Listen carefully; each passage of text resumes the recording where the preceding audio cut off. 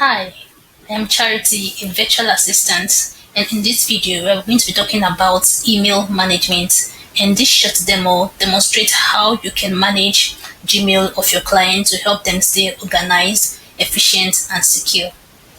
So let's get right into it. So, when you are being contacted as a virtual assistant to help your client manage his email, his inbox, there are two methods a client can give you his email. One is to delegate his email to you, and the other one is to give you his password to his email. Though this one is less secure and it is not advisable, so it is better for the client to delegate his email to you by adding you to his email. In most cases, the client will actually delegate his email to you and not necessarily giving you the password to his email. I'll be walking you through on how you can teach your client to grant access to you. First of all, you go to the setting gear, click on see all settings, go to the account and import tab. Then you scroll down and go to grant access to your account. Here you add another account. Then you are going to type in the email of your email, which is virtual assistant email. Let's assume that the email is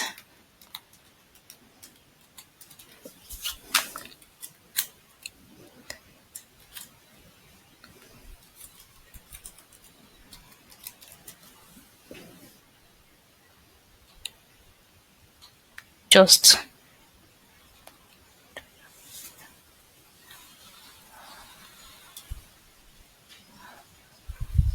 then just follow the prompt.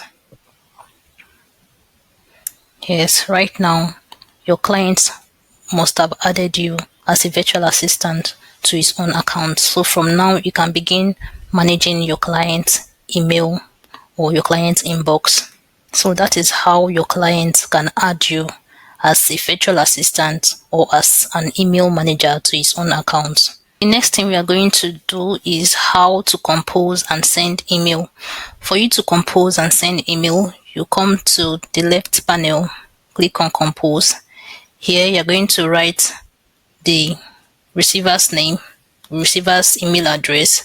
Let's just assume the person's name is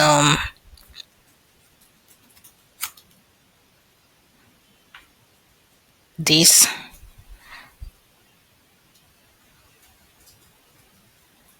Then this CC is often used to send to other people. When you use this CC, this person you're sending to, we know that you're sending email to the people in the CC. People also know that you are sending email. They will know that you're sending email to each other. When you use the BCC, in the BCC client or the BCC emails will not know that you send other emails, the same email to other people.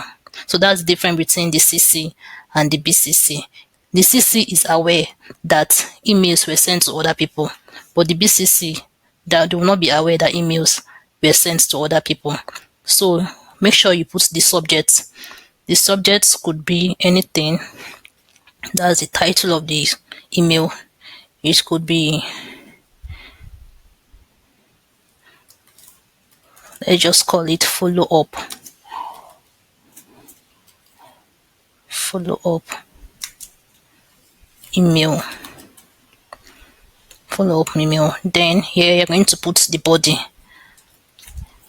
Then here, this place is for the send. When you tap on this place, it sends immediately. It sends now. But if you don't want to send it now, you can as well schedule when you want this email to be sent. So that is it. So all these things are the format button. Here you can format your text. You can see the bold, the italics, the underline, and the rest of them, the bullets, and the rest of them. Here is the attachment. If you have any file that you want to attach, you can see if you tap it, it's going to take you to your computer. So you can pick any file. Let's say I pick this one.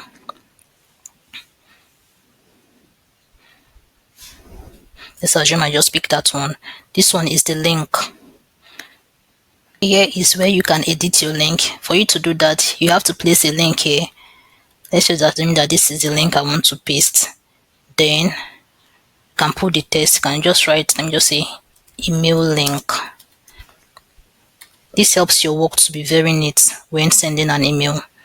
You see, if you hover around, if you tap on the link right now, it's going to show you the link, that this is the link, and you can use others. There are so many more you can do with all these functions here. So that is how you create an email. But now I do not want to send this email to anyone.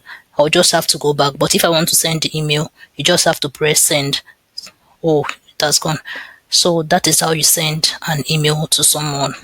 Right now, the next thing I'm going to show you is how you can receive and forward email to someone.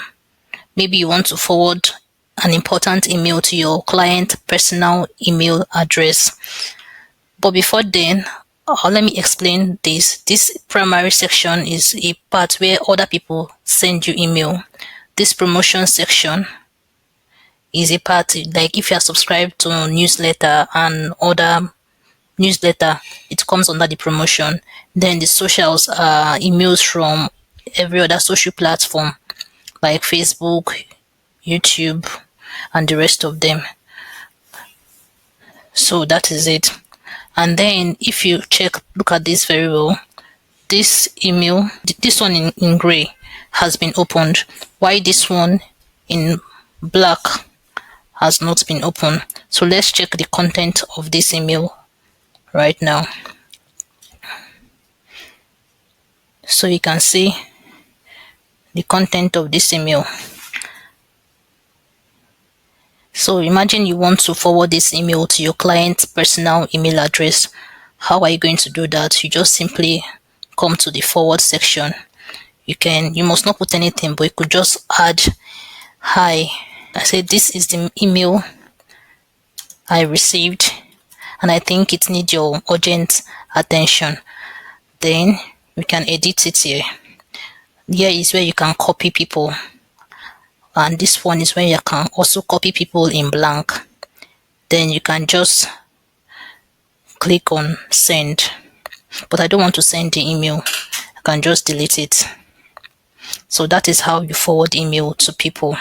Your client may have his own personal email and you may be working with your client's work email, but because there are some emails that are very important, you have to send those emails to your client's personal email so that he can always review it.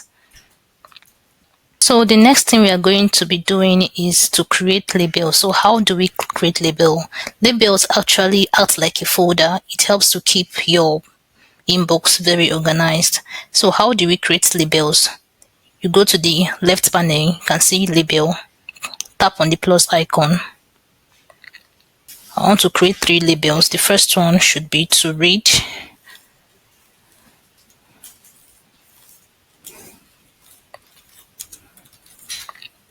To read. I don't want to next it under any label. You create this one. The next one, I want it to be follow up.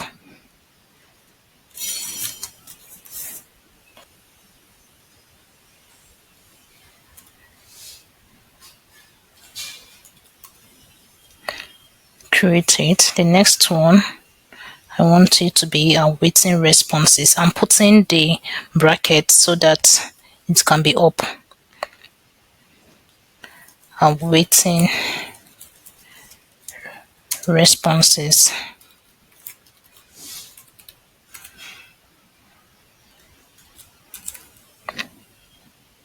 Create, as you can see, because of the bracket, they come up. If you put it without the bracket, they'll be going down. So the next thing I'm going to do is to give this label color so that they can stand out. You do that by going to the dot icon, the 3 dot icon, click on label color, and then I want this one to be this color. It's not pronounced. You can put any color that you want. I want this one to be label color. I want this one to be this. Then for this one, I want it to be this. Okay, so you can see we've added colors to this label, so it makes them stand out. So that is how you add your labels.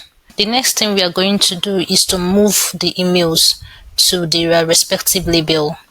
If your email needs to be read, you can just select it. For example, this.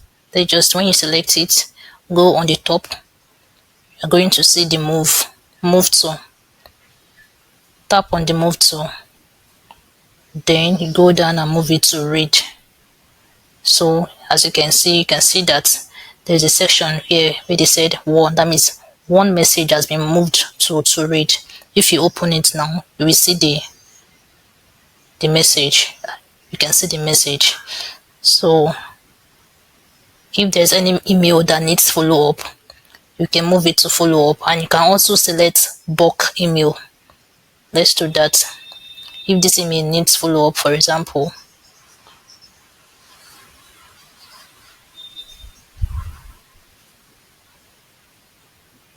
you can select bulk email. You can move it to follow up. The same thing applicable to awaiting responses.